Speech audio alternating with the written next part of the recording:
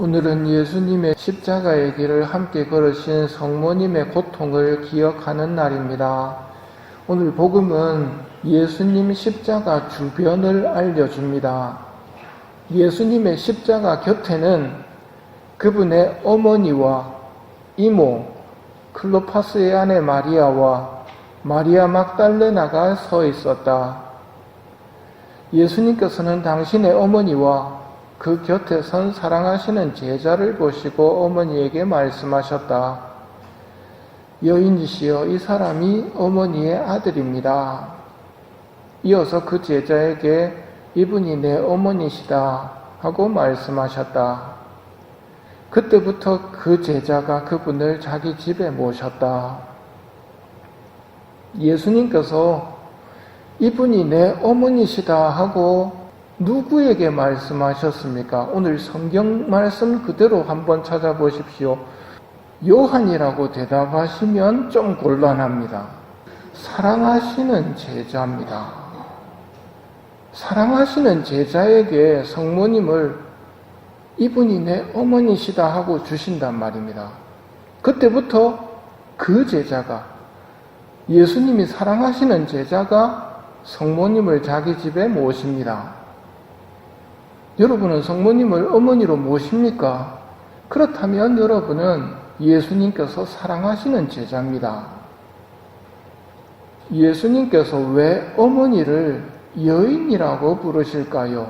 여인이시여, 이 사람이 어머니의 아들입니다.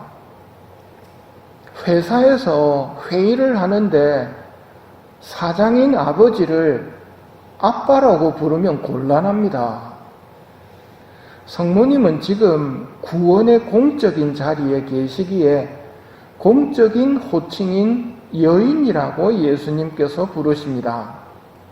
창세기를 보면 하와를 처음 본 아담은 이야말로 내 뼈에서 나온 뼈요 내 살에서 나온 살이로구나, 남자에게서 나왔으니 여자라 불리리라 하고 외칩니다. 아담이 하와를 부를 때 사용한 호칭인 여자, 여인, 이 호칭을 예수님께서 사용하시는 것은 두 번째 아담이신 예수님께서 두 번째 하와이신 성모님을 공적으로 부르는 호칭임을 기억해야 합니다. 예수님께서 당신의 십자가 죽음이라는 끔찍한 고통의 자리에 성모님이 함께하기를 원하셨습니다. 아담과 하와의 교만과 불순명의 죄를 두 번째 아담, 두 번째 하와이신 예수님과 성모님께서는 겸손과 순명으로 갚으십니다. 죄값을 치르고 몸값을 치르는 공적인 자리에 있기 때문에 예수님께서는 여인이시여, 이 사람이 어머니의 아들입니다 하고 여인이라고 부르시는 것입니다.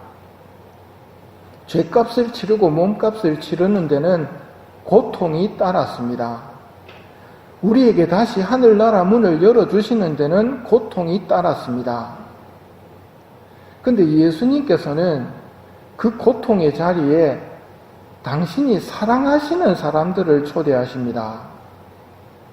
예수님의 고통에 동참한 사람들을 보면 어머니와 사랑하시는 제자와 예수님을 사랑했던 여제자들이 예수님의 고통에 초대받아 십자가 아래에 있었습니다. 그리고 예수님을 많이 사랑했던 성인 성녀들에게 예수님께서는 당신의 오상의 고통을 허락하십니다. 프란치스코 성인과 오상에 비오신 분인과 성녀 카타리나에게 오상을 허락하십니다. 오상은 문신이 아니라 실제적인 고통입니다. 상처입니다. 왜 예수님께서는 당신을 사랑하는 사람들에게 고통으로 초대하고 당신의 고통을 주실까요? 오늘날도 은총을 찾는 사람들은 많습니다. 그런데 대부분 현세적인 은총을 찾습니다. 현세적인 은총은 사라질 은총이거든요. 영원히 남을 은총이 더 중요하지만 당장에 급한 우리는 현세만을 생각합니다. 예수님은 이런 우리의 수준을 아십니다. 현세의 은총도 필요하다는 것을 예수님은 이해하십니다. 그래서 우리에게 이렇게 가르치셨습니다. 너희는 먼저 하느님의 나라와 그분의 의로움을 찾아라. 그러면 이 모든 것도 곁들여 받게 될 것이다 하고 말씀하셨습니다.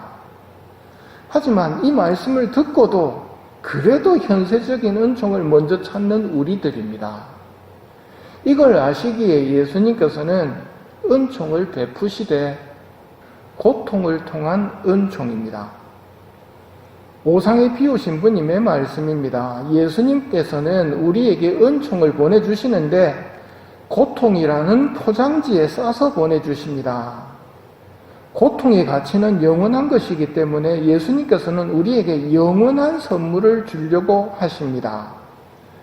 이렇게 사람들이 원하는 현세의 은총을 고통이라는 포장지에 싸서 보내시는 것은 현세의 은총도 받고 고통을 통해서 영원한 은총도 받을 수 있게 하시려는 것입니다.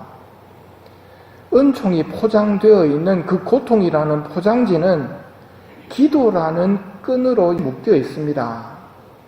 은총을 원하는 사람은 고통이라는 포장지에 쌓인 은총을 기도로 풀어서 고통을 벗겨내면 은총을 만날 수 있습니다. 현세적 은총만 원하는 우리 인간들에게 고통이라는 영원한 은총에 싸서 보내시는 겁니다.